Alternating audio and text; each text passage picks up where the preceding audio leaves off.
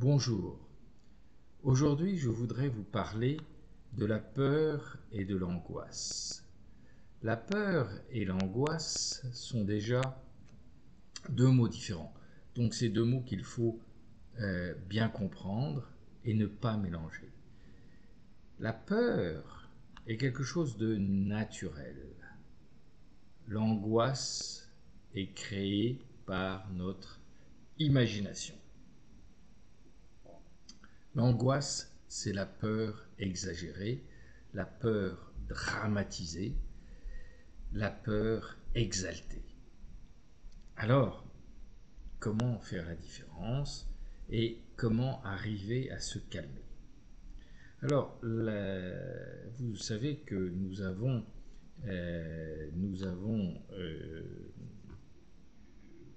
vu différentes erreurs que nous faisons, et ces erreurs, entre autres, sont des erreurs qui viennent de la confusion de certains termes.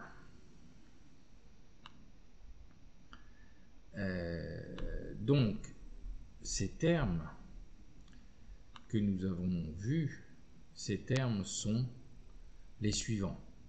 D'abord, la peur et l'angoisse, puisqu'on en parle aujourd'hui, mais vous savez, c'est l'union et la possession, c'est également la satisfaction et le plaisir vaniteux, c'est également le monde intérieur et le monde extérieur, c'est également recevoir avec la patience ou bien vouloir avec l'impatience. Eh bien, vous avez vu que dès qu'on confond des termes, eh bien, on a une pensée qui s'affole et qui ne permet plus de retrouver une certaine sérénitude qui permet de se calmer. La peur étant un phénomène naturel, quand vous êtes au bord d'un précipice, il est dangereux d'avancer parce que vous pouvez réellement tomber. Donc, vous mettez en danger, un danger réel de pouvoir tomber. Si vous êtes sur un terrain plat où il n'y a pas de possibilité de tomber, vous n'aurez pas peur de tomber. Si vous êtes au bord d'une falaise, tout au bord, il y a un danger de tomber. Donc là, vous allez avoir une peur. Cette peur est naturelle et elle va vous faire prendre conscience qu'il y a un danger. Et par conséquent, vous allez réaliser que, ayant un danger, vous allez prendre les mesures nécessaires pour l'éviter. C'est-à-dire, vous allez vous tenir un petit peu à distance de la falaise, de l'ensemble. Cette distance, c'est vous qui la réglez. Il y a des gens qui n'ont pas le vertige et pourront aller tout au bord, sans aucun danger, parce que n'ayant pas le vertige, ils n'ont pas le danger de tomber. D'autres qui auront le vertige, qui est un phénomène d'exaltation imaginative, mais prenez-le comme tel, c'est une donnée. Et dans ce cas-là, le vertige vous tétanisant, il vaut mieux prendre un petit peu plus de marge vis-à-vis de la falaise et donc se mettre dans une position où vous n'aurez pas le vertige. À partir de ce moment-là, n'ayant pas le vertige, vous n'avez pas le danger d'avoir la tête qui se met à tourner et dans ce cas-là, vous n'aurez pas le danger de tomber. Donc, qu'est-ce que je suis en train de vous dire? Je suis en train de vous dire que quand vous avez une peur, cette peur naturelle vous fait prendre conscience d'un danger et à vous de gérer maintenant ce danger, donc de voir le danger en face, de le raisonner et d'en prendre les conséquences. Si vous le faites, la peur disparaîtra. Si vous ne le faites pas, la peur ne fera que augmenter et elle se transformera en angoisse. C'est-à-dire que vous allez créer ce que vous craignez. C'est-à-dire, si vous craignez de tomber, vous allez le provoquer en ne prenant pas les mesures nécessaires, c'est-à-dire en vous avançant trop près du bord. Dans ce cas-là, le vertige va vous entraîner, même si le vertige est un phénomène psychique qui est un manque de contrôle de soi-même et qui vous fait tourner la tête. Si la tête se met à tourner, vous risquerez de faire un faux pas et de tomber. Et vous allez forcément le faire dans le processus, si vous voulez, de cette exaltation, de cette nervosité qui va vous bloquer et qui va vous faire agir et va vous faire faire ce que vous craignez de faire. La peur, il faut la voir en face comme étant une donnée objective, en disant la nature fait bien les choses et elle me prévient qu'il y a un danger. À partir de ce moment-là, comme je suis averti, si je prends les mesures nécessaires, même de trouillard, en disant je vais me mettre à 3 mètres de la falaise, mais au moins je suis conséquent avec moi-même et je n'aurai plus le vertige. Et à partir de ce moment-là, vous allez voir que au lieu de prendre 3 mètres, vous pouvez prendre 2 mètres ou 1 mètre, parce que vous allez vous raisonner, et en vous raisonnant, le danger se fera moins grand, moins exalté.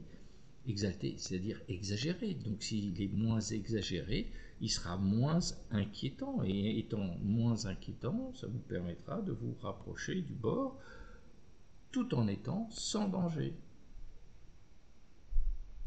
Donc vous voyez que quand on fuit, on ne veut pas regarder la peur en face, eh bien elle devient de plus en plus importante et elle nous bloque. Quand on la voit en face, on peut arriver à la contrôler, c'est-à-dire la diminuer, et la raisonner, c'est-à-dire lui permettre de retrouver vos facultés de raisonnement, de réflexion, et à partir de ce moment-là, vous ne serez plus dans un système d'angoisse et d'engrenage exaltatif de l'angoisse. Idem, on peut avoir peur de ne pas savoir sa leçon. Quand on est un enfant et on va, ou un étudiant et on va au lycée, à l'université ou à l'école, et plus on a peur, plus on se bloque et moins on peut utiliser les connaissances qu'on a. Donc, se voir en face ce que l'on craint. Qu'est-ce qu'on craint? D'avoir une mauvaise note? Eh bien, dites-vous, est-ce que c'est si grave si j'ai une mauvaise note? C'est pas la seule note que je vais avoir dans toute ma scolarité. Donc je ne suis pas à une note près. Et si je me raisonne correctement, je vais pouvoir utiliser le savoir que j'ai, même si je ne connais pas tout, j'en connais déjà une grande partie, et déjà avec une grande partie, je pourrais répondre pour avoir la moyenne. C'est-à-dire savoir que la moitié de ce qu'on me demande de savoir. La moyenne, c'est bien ça. Je ne sais que la moitié de ce qu'on me demande de savoir. Donc vous voyez, déjà d'entrée de jeu, je ne vous demande pas de tout savoir, je vous demande d'en savoir que la moitié. Avec ça, vous allez avoir la moyenne. Ayant la moyenne, c'est déjà bien. Et si vous faites un tout petit effort, et si vous avez toutes vos capacités pour comprendre ce qui se passe, vous ferez beaucoup mieux que la moyenne. Et donc vous aurez une note entre 10 et 20, c'est-à-dire à peu près 15, si vous vous comportez et vous arrivez à contrôler normalement votre peur. Cette peur devient angoisse, devient blocage, devient inhibition. Vous le savez, exaltation égale inhibition. Si cette peur, ce danger, devient tellement préoccupant parce qu'il a été exagéré, il devient inhibition, il me bloque. S'il me bloque, eh bien, je vais avoir une note catastrophique et je vais avoir créé ce que je craignais, c'est-à-dire d'avoir 0 à mon examen. Alors que si je me calme en me disant on ne me demande pas de tout savoir, on me demande d'en savoir suffisamment, je pense que j'en sais suffisamment. Et à ce moment-là, vous allez utiliser au mieux toutes vos connaissances, et utilisant au mieux toutes vos connaissances, vous allez finalement avoir une très bonne note. Faites l'expérience. La psychologie n'est pas un moralisme. La psychologie n'est pas là pour vous dire « il faut ». La psychologie est là pour que je vous explique, que je vous permette de comprendre. Et c'est cette compréhension qui va vous permettre de vous contrôler et de vous améliorer. Et ça se fera naturellement, sans aucune imposition, sans aucune difficulté.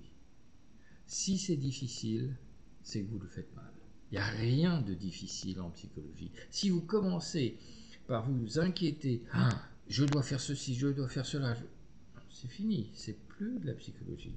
Est-ce que vous avez compris la différence entre la peur qui est naturelle et l'angoisse qui est l'exagération de la peur?